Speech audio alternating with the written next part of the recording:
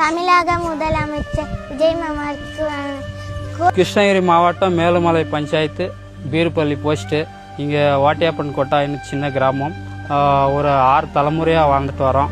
இங்கே ரோடு வசதி, தண்ணி வசதி, கரண்ட் வசதி எதுவும் இல்லை. கரண்ட்டு இப்போதைக்கு நாங்களே ரெடி பண்ணி வந்துருச்சு கரண்ட்டு. என்சிக்கு எங்குமே போக முடியல.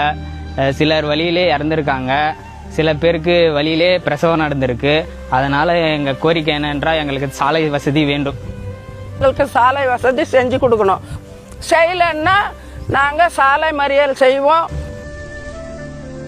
சார், நாங்கள் வாட்டியாப்பன் கொட்டாயில் ஆதி திராவிடர் தாங்கிறது ஒரே கேஸ்ட்.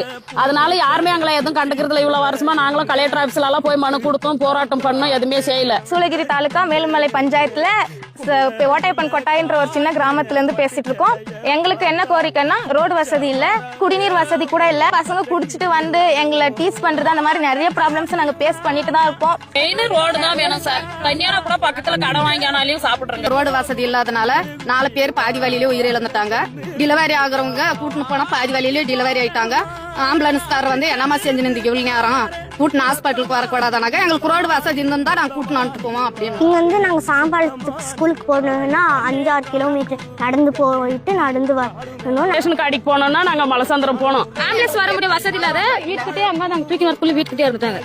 எங்களுக்கு ரோடு வசதி இல்ல, தண்ணி வசதி இல்ல, தெரு லைட் கூட இல்ல ஊர்ல. இந்த சேனலை பாக்குறவங்க எல்லாருமே நிறைய பேருக்கு ஷேர் பண்ணுங்க. நாங்களும் இப்படி ஒரு ஊருக்குதுன்னு எல்லாருக்குமே தெரியப்படுத்துங்க. எங்களுக்கு ஒரு நல்லது செய்யணும்.